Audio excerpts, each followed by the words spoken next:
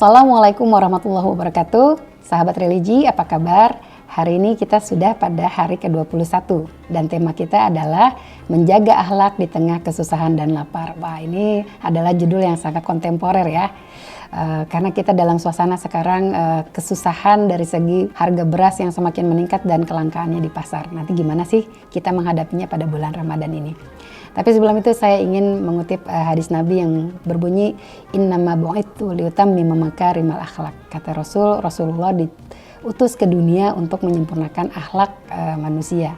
Nah, akhlak ini bisa kita bagi pada dua macam, sahabat religi, yaitu akhlak secara internal dan akhlak secara eksternal. Dalam konteks menjaga diri kita dari akhlak yang tidak baik, itu bisa kita contohkan misalnya secara internal, kita harus memiliki empati. Ya. Memiliki empati, kepedulian kepada saudara-saudara kita yang kurang mampu. Misalnya kita punya kelebihan dari segi rezeki, maka menjaga akhlak di tengah kesusahan lapar ini kita berbagi sesuai dengan kemampuan kita. Kita bisa berbagi sedikit sehingga yang sedikit itu bisa membantu orang-orang yang benar-benar membutuhkan. Misalnya harga beras lagi meningkat nih sekarang. Nah, teman-teman bisa sedikit menyisihkan untuk orang-orang yang ada di sekeliling kita. Bisa tetangga, bisa para janda atau anak yatim. Bantuan sedikit itu akan sangat membantu saudara-saudara kita untuk melanjutkan kehidupannya. Meskipun sebenarnya dalam hadis Rasulullah mengajarkan yadul ulia khairum min yadis suflah. Nah, bahwa kita memberi itu adalah justru yang mulia daripada kita menerima. Di sini kita bisa memahami bahwa Rasulullah mengajarkan kita menjauhi dari sifat pengemis.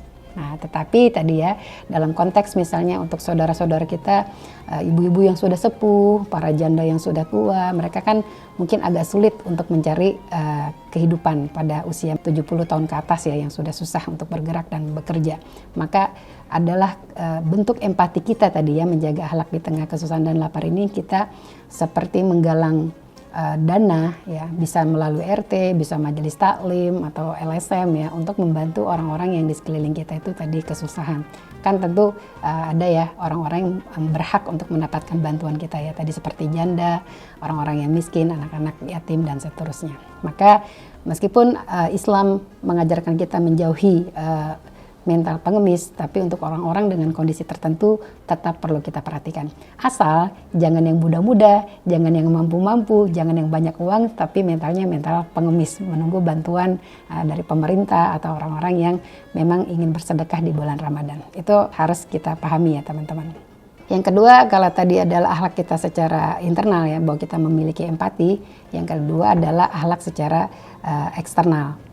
Bagi kita yang kondisinya alhamdulillah memiliki materi berlebih, hindari flexing. Nah, flexing itu menyakiti teman-teman atau saudara-saudara kita yang tidak seberuntung kita. Maka bentuk menjaga akhlak dalam kondisi yang sangat susah ini, hindarilah flexing atau pamer harta, sehingga itu akan membuat kecemburuan sosial.